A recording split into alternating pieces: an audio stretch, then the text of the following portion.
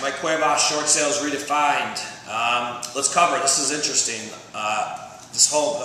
When we wrote this book, it was based around the fact of how to teach agents to give a short sale presentation. And of course, it turned into a whole short sale structure and everything. It just literally, I put my heart and soul in this book.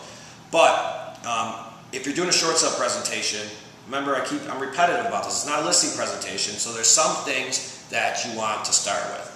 Remember, the seller doesn't care how many houses you sold, how many designations you have, how many awards you've won, or how shiny your teeth are. They care about how you're going to help them in this most stressful, horrible time in their life.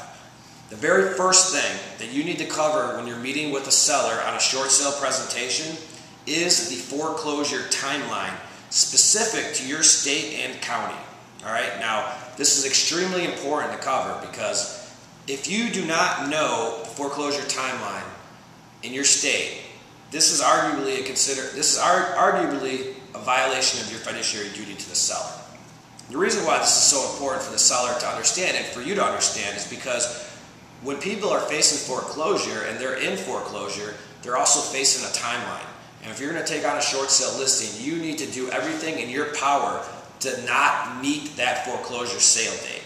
Without you actually understanding the timeline and where the seller is at in the foreclosure process, whether it's 30 days away, 15 days away, 3 months away, it's going to help you structure your deals, and it's also going to make your sellers feel at ease. All right? In this market, you work smart, not hard, and it's all about leverage. So just by placing the very basics with the seller up front on where they are in the foreclosure timeline, you're going to be way a step ahead of your game. Know if your state is a recourse state or non-recourse state, and just know the process timeline. Secondly, the second step that you're going to need to cover, and this is the most important by far, is if you're going to take on a short sale listing, you need to understand the difference between the types of mortgages involved in the short sale or that are being shorted in the process. Now, there's extreme differences between a first mortgage, a second mortgage, and a home equity line of credit.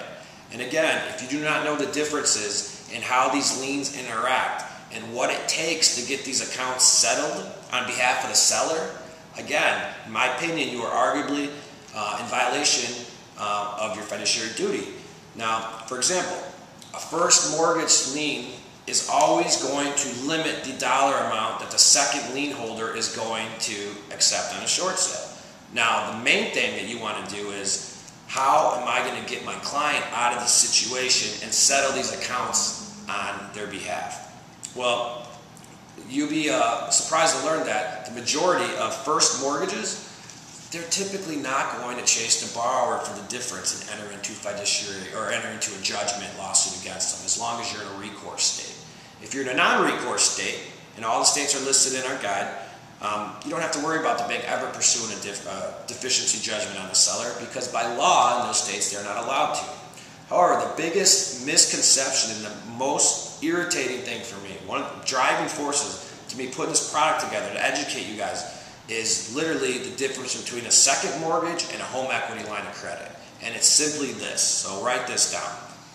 If there's a home equity line of credit on the property, the bank reserves the right to collect on any dollar amount owed if that property were to go to foreclosure. Okay? Very, very important. If it were a true second mortgage and subprime mortgage, an 80-20, 80-10-10 type of loan, where it's a true fixed rate mortgage, that lien holder, if the property were going to go to foreclosure, would technically have to sue and enter into a judgment against that borrower, which is highly unlikely. Second mortgages are most likely going to settle the account. All right? Now, for the home equity lines of credits, you can settle those accounts, but you're not going to get them settled for $1,000 to $5,000. You're going to need around 10 to 20 cents on the dollar. And the only reason is that a home equity line of credit is very much like a credit card. All right, the house is the collateral that the borrower has used to get that loan. The collateral is no longer valid because the equity is no longer there. Therefore, you can look at it like being a personal loan. And a home equity line of credit, if the property went to foreclosure, the lien on title will be completely wiped off. However, the rights to collect on the amount owed will not. Agents need to aim to get settlements on home equity line of credits. Settlements of the amount owed, not lien releases. Knowing the difference between the two is going to get you way ahead of the competition. Next email you guys will receive from me, we're going to go into steps 3 and 4 of the short sale presentation, which involves short sale packaging and discussing bankruptcy short sale deficiency judgments. Stay tuned.